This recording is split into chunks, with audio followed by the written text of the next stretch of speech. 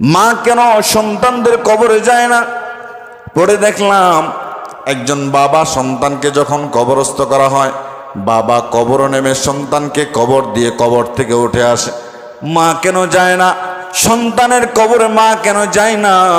কারণ মা যদি কবরে যায়, সন্তানটাকে নিয়ে কবরে নামায়, ওই মা কবর থেকে আর ফিরে আসতে পারবে না।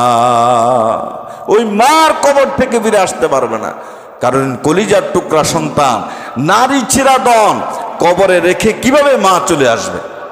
জাগা স্ট্রোক করে মা মারা যাবে, জাগা স্ট্রোক করে মা মারা যাবে।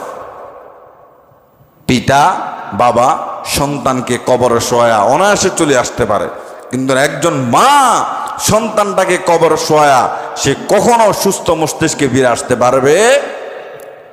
এই জন্য সন্তানটাকে দিন শিখান, যাতে আপনি যাওয়ার পরে আপনার এই সন্তানটা সামনে দাঁড়ায় আপনার জায়নাজার নামাজটা পড়াতে পারে। সন্তানটাকে কিঞ্চিত পরিমাণ দিনের জ্ঞান শেখায় দেন, যেন আপনি মা দুনিয়ার জমিন থেকে যাওয়ার পরে আপনার এই সন্তানটা আপনার সামনে দাঁড়ায় আপনার মায়ের জায়নাজার নামাজ পড়াতে পারে।